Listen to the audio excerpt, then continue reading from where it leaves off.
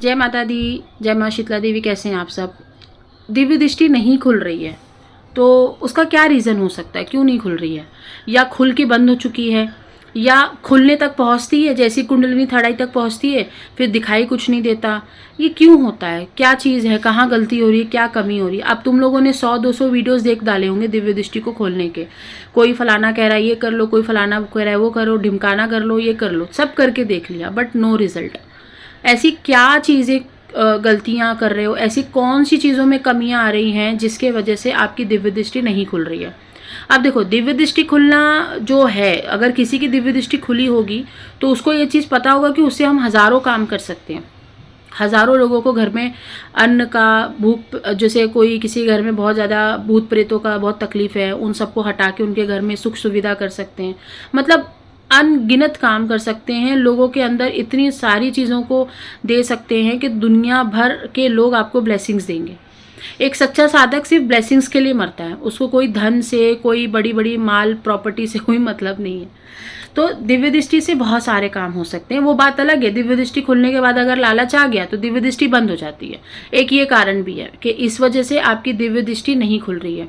दूसरी चीज़, अगर आपकी दिव्य दृष्टि पर आपके गुरु का पहरा है, अगर मान लो तुमने कोई गुरु बनाया था कभी भी पिछले जन्म में या 2-3 साल पहले आपने कोई गुरु बनाया था, मैं 2-3 साल पुरानी बात कर रही हूँ, या कभी भी जीते जी कभी भी आपने अपने हाथ सर पर गुरु का हाथ रखवाया था, दीक्षा ली थी, और अब आप उस गुरु के कांटेक्ट में नहीं हो, आप दूसरे गुरु के पास जा रहे हो, या आप किसी और गुरु के पास जाकर घूम रहे हो, फिर रहे हो, तो ऐसे में सब चक्र का आपको बेनिफिट मिल जाएगा लेकिन दिव्य दृष्टि का बेनिफिट नहीं मिलेगा।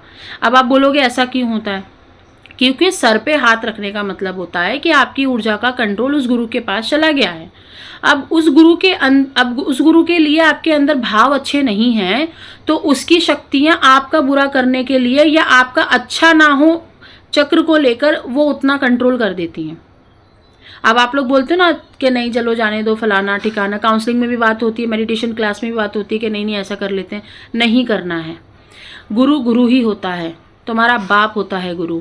अब गुरु सही मिला या गलत मिला वो तुम भटके, तुम गए हो, उससे दीक्षा ली है, उससे दीक्षा मांगी है, तब जाकर के उसने दीक्षा दी है, उसने जबरदस्ती दीक्षा नहीं दी है। हाँ, लेकिन कोई कोई इंसान है जो फंस चुका है गुरु के पंजुल में। ऐसे में क्या होता है कि अगर वो गुरु ने तुम्हारा बुरा करने का सोचा होगा ना, तो तुम्हारी जो भगवती होगी, तुम्हारी जो इष्ट देवता की शक्ति होगी, या तुम जिस नए गुरु के साथ जुड़े होंगे, फिर उसकी शक्ति तुमको बुरे गुरु से बचाती है। ऐसा भी होता है, ठीक है। मेरे पास ऐसे बच्चे भी आए हुए हैं। अब वो लोग सेफ हैं, जो गुरुओं ने तामझाम करा था वो अभी सेफ है। क्यों? क्योंकि उनकी नीयत साफ थी, गुरु की नीयत साफ नहीं थी। तो गुरु की शक्ति को ख़त्म किया जा रहा है और उनके ऊपर नई शक्तियों का वास करवाया जा रहा है। इसमें भी दिव्य दृष्टि आपकी बंद हो जाती है, ये सब ड्रामे में। तो व्यक्ति देखा जाए तो परमात्मा तो छोड़ दो, वो इसी ड्रामे में फंसा हुआ है। इसीलिए ना 500 में से सिर्फ एक ही भगत निकल के आता है। एक ही 500 लोग सीख रहे होंगे ना, तो उसमें से एक ही का कल्याण होता है, क्योंकि वो ये सारे ड्रामों में नहीं फंसता। और दिव्य दृष्टि खुलने के बाद अगर बंद हो गई है तो चेक करो, क्या तुम्हारा खाना पीना चेंज हुआ है? क्या बाहर का ज़्यादा खा रहे हो? क्या आप किसी के घर का खाना खा रहे हो? क्या आपके जो साधना है वो कम हो रही है? पूजा पाठ कम हो चुकी है? नेगेटिव विचार आने शुरू हो चुके हैं? नेगेटिविटी आनी शुरू हो चुकी है? किसी का तुमने काम करना शुरू कर दिया है बिना गुरु के मार्गदर्शन के, बिना प्रोटेक्शन के? ये सब कुछ चेक करो। अगर इसमें से कोई भी रीज़न है तो दिव्य दृष्टि अगर खुली भी रहेगी ना, तो उसका बेनिफिट आपको नहीं मिलेगा। मतलब आपको हमेशा से लगेगा दिव्य दृष्टि बंद है, कोई काम नहीं आ रहा उसका। जगह देखो कहाँ पे बैठ के आप साधना कर रहे हो, किस आसन पे बैठ के आप मंत्र साधना कर रहे हो, किस माला पे साधना कर रहे हो, ये भी बहुत मैटर करता है। ये सब कुछ मेडिटेशन क्लास में सबको सिखाया गया है कि आपकी आसन और आपकी माला से भी आपके शक्ति का कनेक्शन होता है, और अगर उस आसन उस माला पे एक भी नेगेटिविटी का वास हो गया तो आपकी दृष्टि बंद हो जाती है। किसी का कुछ किया कराया नहीं होता, बस अगर आसन आपका अशुद्ध हो गया या आसन पे कोई गंदगी नेगेटिविटी का वास हो गया तो वो आपकी दिव्य दृष्टि को बंद कर देती है। रात को हम जैसे मान लो किसी अनजान होटल में रुक रहे हैं, वहाँ पे खाना खा रहे हैं, 1-2 दिन कर रहे हैं, ठीक है, कोई बात नहीं है, और ज़्यादा कर रहे हैं तो आपके चक्र फिर भी बंद हो जाएंगे। तो इसमें से आपको रीजंस देखने कहाँ कहाँ गलतियाँ हो रही हैं, सब कुछ आपको वेरीफाई करना पड़ेगा।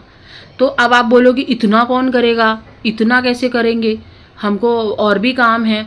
तो बेटा जिसको और भी काम है ना, उससे इसीलिए वो माँ भगवती ये सारा कुछ गेम रच के ना शक्तियाँ वापस अपने पास ले लेती हैं। आपको क्या लगता है कि अगर आपको कोई गलत गुरु मिल रहा है तो क्या आपकी वजह से मिल रहा है? आपके मन में वो लालच पैदा करवाने वाली वो भगवती ही है। और अगर आपने बोल दिया कि देख माँ मुझे पता है तू लालच पैदा करवा रही है, मैं नहीं जाने वाला, मैं नहीं जाने वाली, ठीक है, मैं तो इंतज़ार करूँगी तेरे सही मार्गदर्शन का।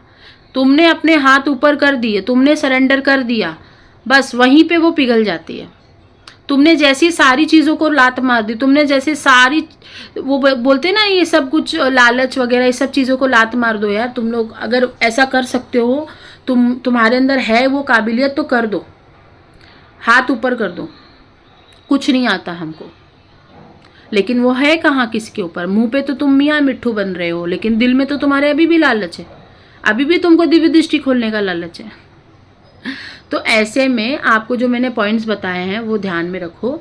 और अगर गलती हो चुकी है, अब ये गलती मत करो। आज से ठान लो कि अब हम गलती नहीं करेंगे। ये सारी गलतियां, मैं ये नहीं बोल रही सिर्फ इतनी गलतियां, अभी तो मैंने पूरा पिटारा नहीं खोला है दिव्य दृष्टि का, मैंने तो बेसिक काम बताए हैं। किसी का बुरा सोचोगे, किसी को गालियां दोगे, अपने बीवी बच्चों को उल्टी सीधी बातें करोगे, जो तुमसे प्रेम कर रहे हैं, तुम्हारे लिए कपड़े प्रेस कर रहे हैं, खाना बना रहे, तुम्हारी दिव्य दृष्टि बंद।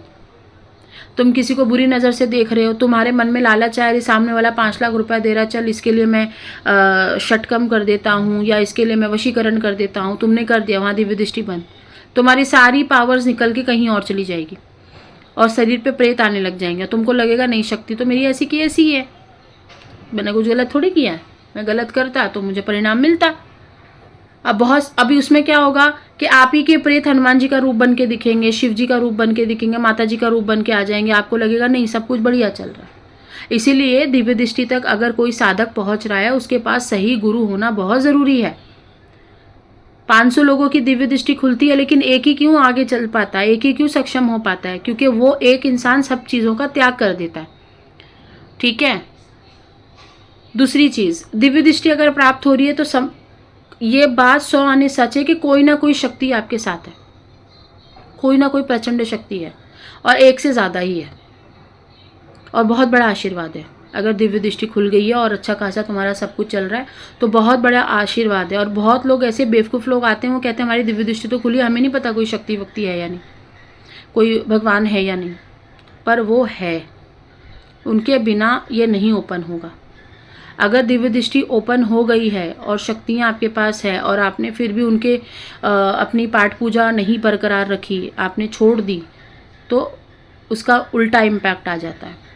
क्योंकि पूजा पाठ का मतलब समझो, पूजा पाठ का मतलब होता है कि हम सारी दुनिया को छोड़ के हम आसन पे बैठ गए हैं बस तुम्हारे लिए, मतलब आपके लिए, आपकी मतलब आपकी जो शक्तियाँ हैं उनके लिए। तो वो शक्ति आएंगी, आपको देखेंगी, आपके बुरे कर्मों का नाश करेंगी, आपको बुद्धि देंगी, आपके बुरे सारी थॉट्स को ख़त्म करेंगी। तो आपने क्या किया, उस आसन पे बैठ के समर्पण कर दिया, इसको कहते हैं पूजा पाठ। लेकिन आजकल लोग क्या कर रहे हैं, ताम झाम करते हैं, सजावट में ज़्यादा दिमाग रहता है, दिखावे में ज़्यादा दिमाग रहता है कि देखो हम पूजा पाठ कर रहे हैं, हमने तो 2-4 लाख रुपए की लाइटिंग्स लगवा ली, 2-4 हज़ार रुपए की हमने मंदिर लगवा लिए, है ना, हम फलाना उधर फ्लाइट से गए थे, हम तो वो धाम पे दर्शन करके आ गए, हम फलाना फ्लाइट से गए थे, देखो हमने वैष्णो देवी के दर्शन कर लिए। कुछ नहीं है, जब तक ये हाथ ऊपर नहीं किए, समर्पण नहीं करा, तो धामों पे भटक लो, जहाँ भटकना, दिव्य दृष्टि खोल लो, गुरु पे गुरु बदल लो, कोई फ़ायदा नहीं है, आखिर में आओगे गटर में। लेकिन अगर तुमने हाथ ऊपर कर लिए, वो गटर ही कब तुम्हारा समंदर बन जाएगा और समंदर से कब वो गंगा नदी बन जाएगी आपको नहीं पता चलेगा। वो इतनी साफ़ हो जाएगी, इतनी साफ़ हो जाएगी कि आपको उसमें अपने अंदर से ही परफ्यूम की स्मेल आने लगेगी। वो इतनी शुद्ध हो जाता है हमारा शरीर। क्यों? क्योंकि उस शरीर में देवता आ रहे हैं, देवी आ रही हैं। अब देवता देवी आने का मतलब ये नहीं कि सर घुमाओगे तुम लोग, सवारी लोगे। सवारी बहुत लोगों को होती है, जैसे मैं बैठ के बात करूँ वैसे भी बात करके चली जाती हैं। तो बहुत छोटी छोटी बारीक बारीक चीज़ें मेरे वीडियोज़ में आपको मिलेंगी। और ये सारी चीज़ें जो है ना, एक्सपीरियंस के हिसाब से मैं बात करती हूँ और नॉलेज के हिसाब से, जितना माँ भगवती ने नॉलेज दी है मुझे, तो आपके साथ भी यही होगा। आप भी वही हार्ड मास के बने हो, मैं भी वही हार्ड मास की बनूँ। आपके लिए भी वही शक्ति काम कर रही है, मेरे लिए भी वही शक्ति काम कर रही है। आपके पास भी 7 चक्र है, मेरे पास भी 7 चक्र है, तो कोई डिफरेंस नहीं है। तो भटको कम, नॉलेज लो पहले। चलो, जय माँ शीतला देवी, जय माता दी।